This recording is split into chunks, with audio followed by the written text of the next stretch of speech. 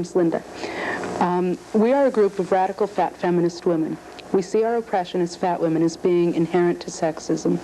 We are an activist group who do public speaking, facilitate problem-solving groups for fat women, and generally try to publicly bring out suppressed medical information as well as offer support to other fat women.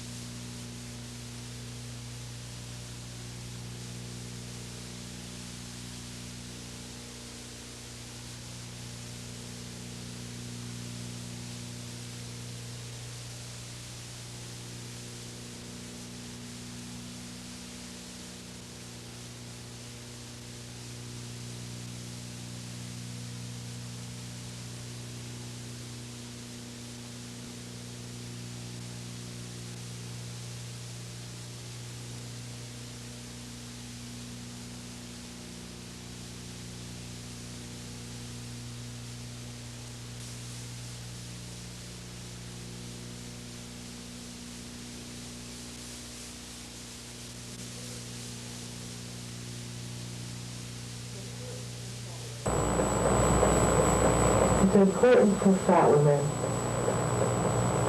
to understand that you're going to have to go through some really heavy changes, and that things that were told to you, things that you grew up believing, are lies on a really deep level, on a really painful level. It's very easy to just dismiss what's being said. Oh, they're just people who couldn't diet successfully. We've all died successfully many times, and we've all gotten fatter. And we have statistics to back us up if that's important to you. What should be important to you is your experience. The fact that you've dieted many times and gained it back. The fact that you have to live for tomorrow, for the time you can get in your bathing suit.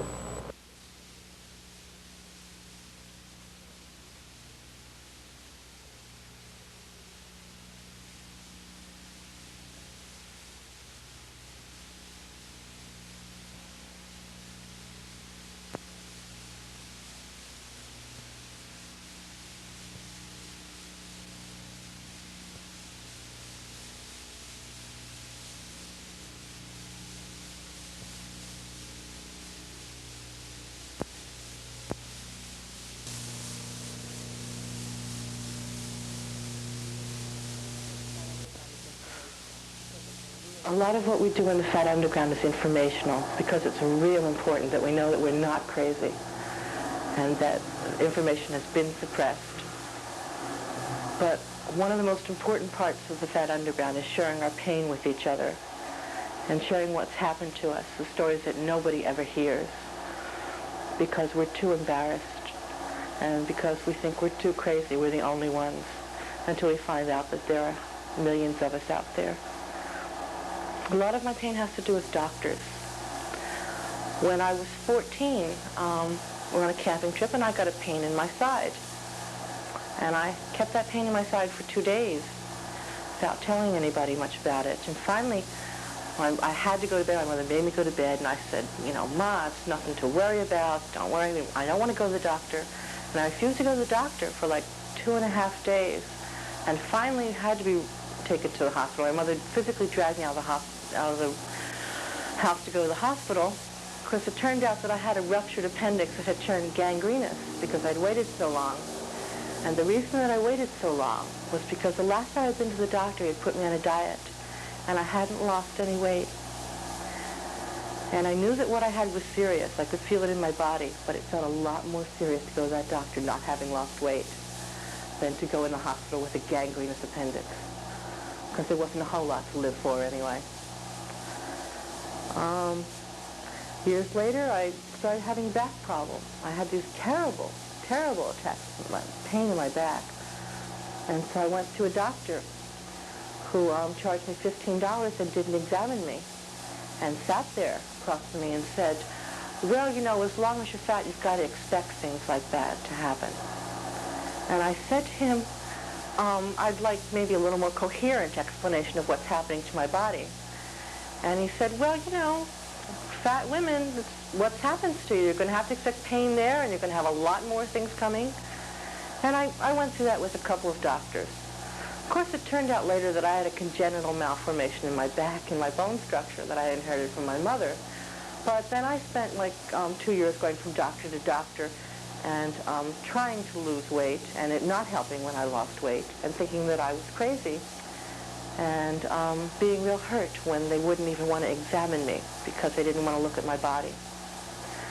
I once was raped and sat in this little cubicle with a curtain and listened to 2 male doctors outside who, of course, after 5 hours of waiting, 2 doctors came at once. They stood and argued over who was going to have to examine me because they didn't want to touch me, and talking about my stomach and how my genitals were probably fat and my vagina was probably fat, and making jokes about it. And I sat in there with dried blood all over me and listened to that.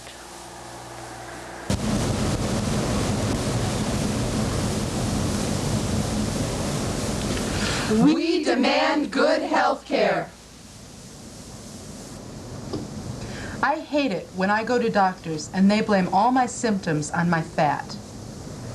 The Fat Underground has done quite a bit of medical research, looking at figures in the original papers, not just abstracts in journals. One study we found is of the world's literature on obesity. The researcher Stunkard found that of all the studies done, only 8 measure up to his standards. And his standards were by no means stringent. This shows that obviously there is a lot of misinformation in the medical field concerning obesity. While the evidence is still far from complete, enough information has accumulated recently to motivate a fresh look at what has been passing for common knowledge for the better part of 3 decades.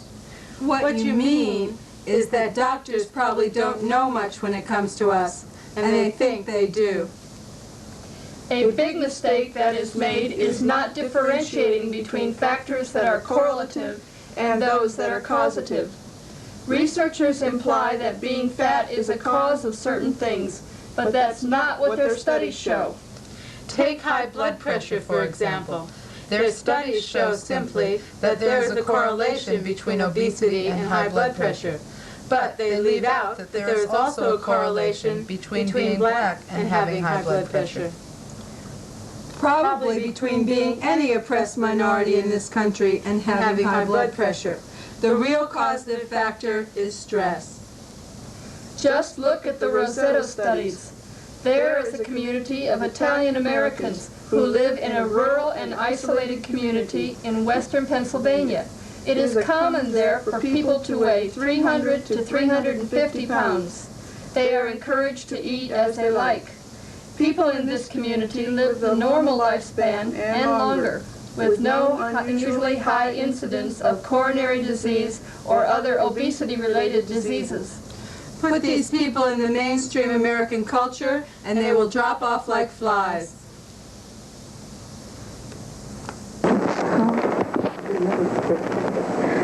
My name is Gudrun. I just want to mention that we're talking about women who are fat like ourselves, that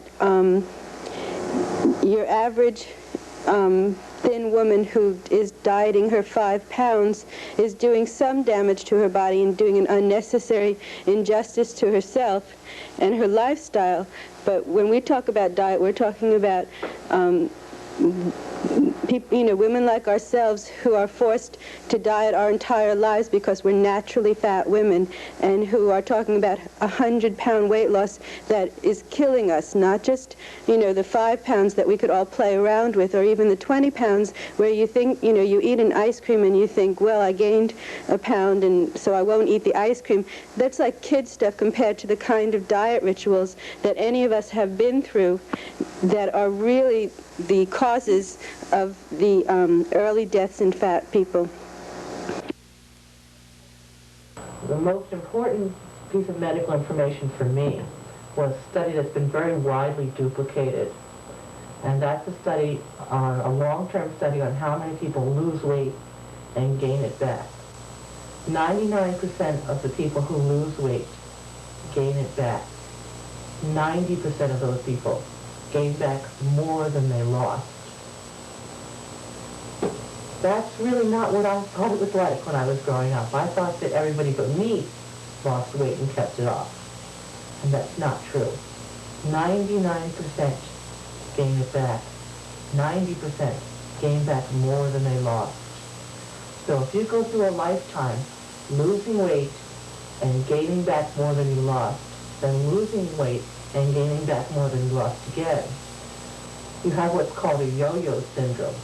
And that places tremendous pressure in the body in terms of cholesterol buildup. Cholesterol buildup became so high in one study that they did, they had to discontinue the study because of the gaining and losing weight effect.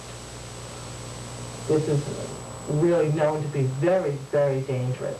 And this is the cause of a lot of problems that are attributed to fat, which are in fact more attributable to dieting than to being fat. It's important to remember that the body needs to maintain a stasis. The body wants to remain at a certain level. And when you disrupt your body chemistry by gaining and losing weight, creates tremendous pressures on every organ of your body, particularly on things like the heart, which is a muscle. And one of the things you lose every time you lose weight is muscle tissue, so that your heart will be deteriorating after a while, with, for example, what probably happened to Cass Elliot, which is that she lost weight so often and gained it back so often that the muscle in her heart deteriorated, and the fat that every person has in normal amounts around their heart closed in to take over the place because the body abhors a vacuum, so that the muscle deteriorated and the heart became covered with the fat that's around it. That is a natural protective layer. And that's how she died, and I think that's how a lot of people die. When I was a young girl, used to seek pleasure. When I was a young girl, used to drink ale out of the alehouse and down to a jailhouse, right out of a barroom, down to my grave.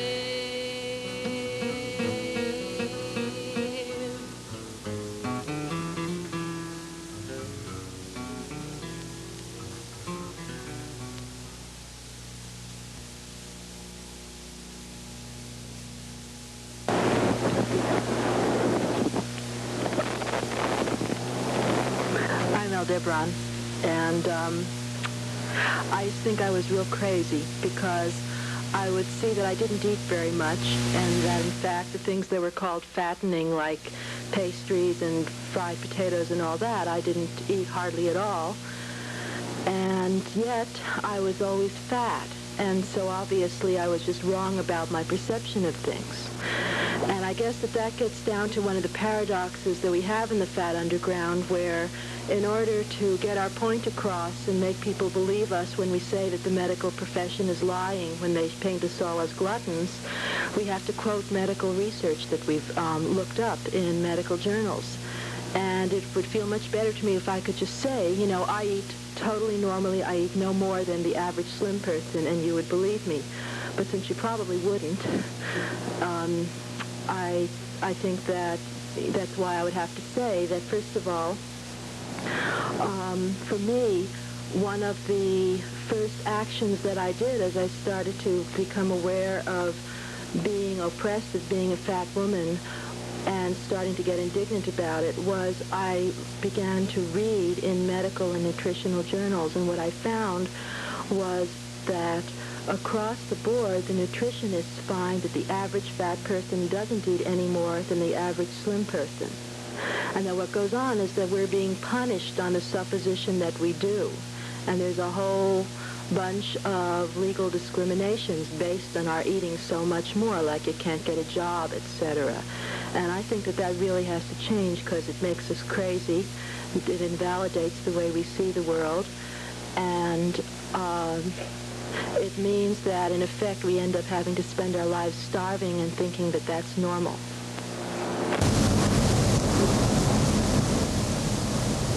Today's markets are filled with foods that are not foods. Produce and processed foods are loaded with antibiotics, preservatives, dyes, and flavorings. These mask the basic lack of flavor resulting from inferior nutritional value. A whole category of foods are sold whose express purpose is not to nourish.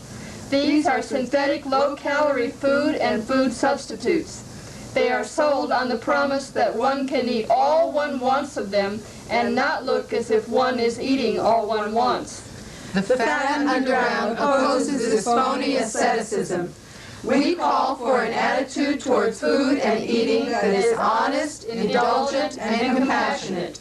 Arguments that people ought to be deprived of food without their totally free consent for any reason, medical, economic, or moral, offends human dignity.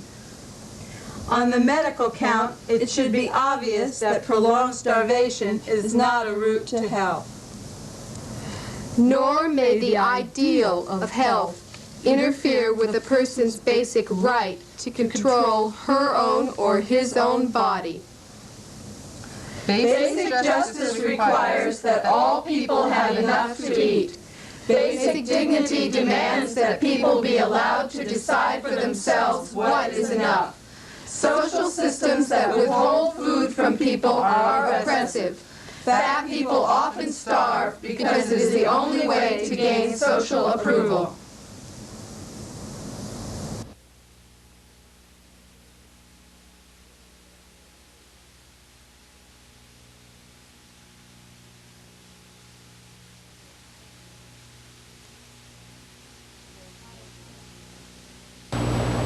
There are probably a lot of fat women watching this tape. Probably one of the reasons that you've come is to get information about the Fat Underground. It's very difficult to accept what the Fat Underground has to say. There are two reasons for that I found. The first is that, in a way, it negates your whole life. Because if you're fat, you have spent your whole life dieting. And if the information that we give you is true, you didn't need to. The second reason is that, more importantly, it takes away the hope that you have for the future. Because every fat woman wants to live a normal life. You don't want to be harassed in the street. You don't want to have to shop in Lane Bryant. You want to look like people in magazine ads. And although the first 92 years of your life you haven't been able to, there's always hope that you're going to. Well, it's an illusion. And I know it's an illusion. And you know it's an illusion. Deep down inside you, you know. And recognizing that is an important step in growing, and an important step in accepting yourself as a person. Because no fat woman can live for today. A fat woman in this country always lives for tomorrow. If you live for tomorrow, you're going to miss a hell of a lot. What we have to offer you is a real different way of life. A way of life that's immediate, that's now. A life in which you can like yourself, feel good about yourself, feel pretty, feel sexy, feel fine, without waiting for tomorrow, without being hungry, without having a headache, without feeling incomplete. So important that I'd like you to really listen to what we have to say on a really deep level. And maybe not accept it right away. Maybe just think about it. But try and be aware of the parts of your mind that are closed to us and why they're closed. And the fact that we've all been there and we all know that it's real sad the day you have to give up your hope. I want to talk a little bit about the aesthetics and how that plays a part in our oppression. Like, even if there was no medical information, we would still need a political movement. And that movement would just be very much linked up with the women's movement. It would just be the Looksist movement. You know, the reason we're more than a Looksist movement is because we are aware of a diet industry that goes beyond, you know, pancake makeup on your face and mascara. It goes into, like, things that make us seriously ill. The diet industry is between like $16 and $21 billion a year. $1 billion, and there is no way that our society and our culture, which is an industrialist, capitalist culture, is going to allow that industry to be destroyed and is going to allow medical information to get out that will destroy that industry. The economy couldn't withstand it. So we stress that we're a very serious political organization that is fighting, you know, a very serious enemy that doesn't want us to win, that cannot afford for us to win.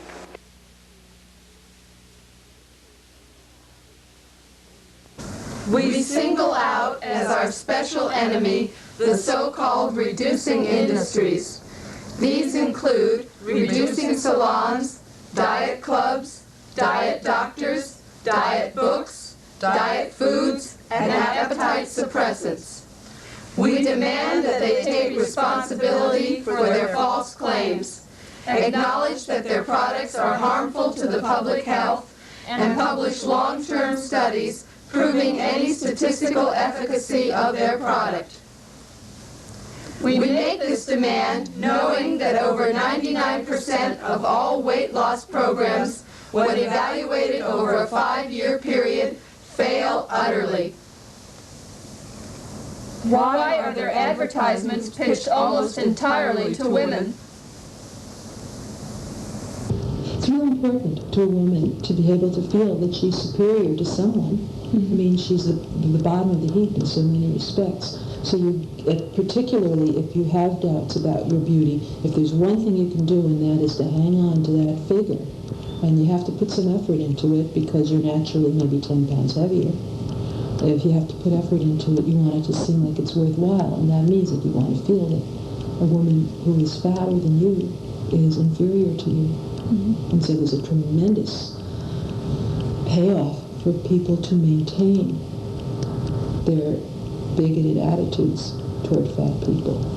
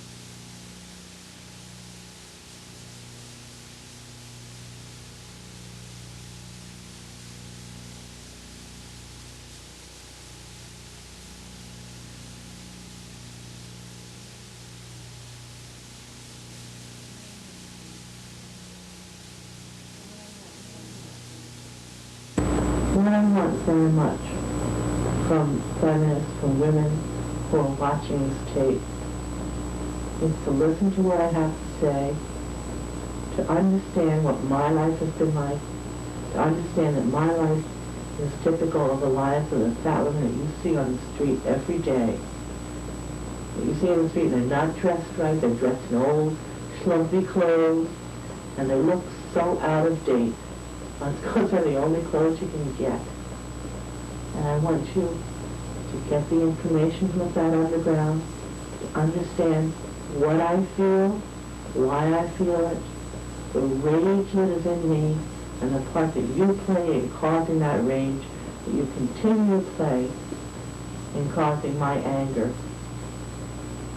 And I want you to give respect to us for who we are, for the fact that we've survived in a hostile country, in a hostile territory, and that we're just like you.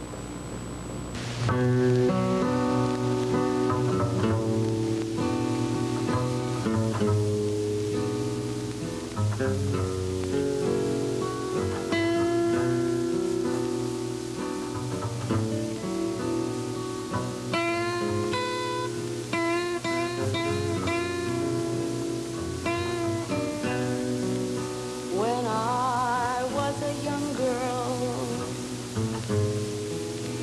used to seek pleasure. When I was a young girl, used to drink ale out of the alehouse and down to a jailhouse, right out of a barroom,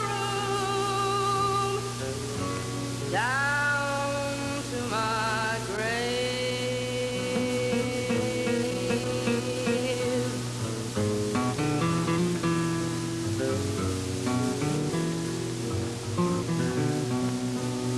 Had he but told me before he shamed me, had he but told me about it in time,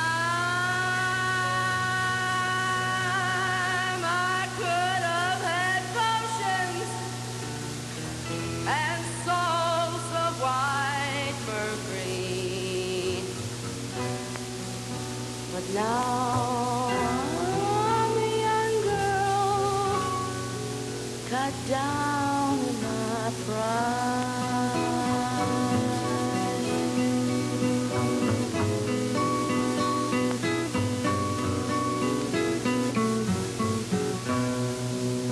Get 6 young gamblers to carry my coffin. Get me 6 young riders to sing me a song. Put bunches of roses all over my coffin.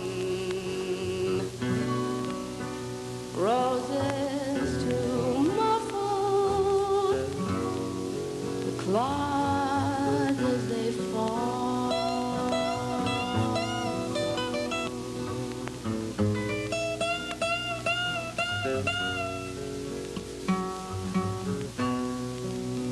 When I was a young girl, I used to seek pleasure. When I was a young girl, used to drink ale out of the alehouse and down to a jailhouse. My body is ruined. They've left me to die.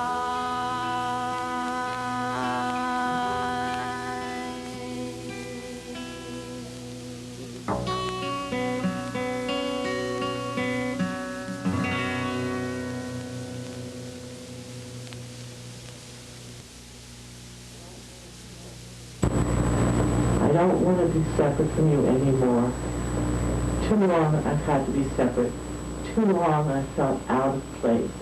I've worked for you, I've worked for your causes, I've worked until I'm tired, bone tired, and I get nothing back from you. Nothing. I want it to change.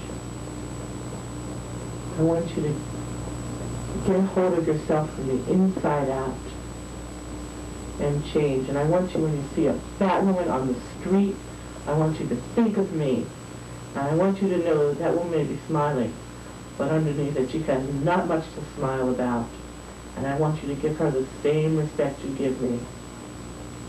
I demand respect, and I demand it for all my sisters. I demand it when you see a fat woman on the beach, and you can't bear to look at her thighs. I demand that you turn around and you look at her thighs, and they're the same as yours. I demand that when you see a fat woman in a bus, and you start thinking about how much room she's taking up and how hard it's going to be to get by her, that you know damn well that that woman probably hasn't gone out in a week because she's scared to get on a bus, because she's scared of people like you. And we're tired of being scared, and we're not going to be scared anymore. And we're going to start fighting back. But we don't want to fight. But we don't want to fight you, because you are our sisters. Be sisters to us. And if you see a fat woman on the street, remember that that woman could be you, and that it's only luck that separates us. And to fat women, please try and remember that on a really deep level, you know what's going on. And you know it's not because you're weak-willed. It's not because you have no discipline. It's not because you're oral. And it's not because you're neurotic or afraid of sex or you hate men.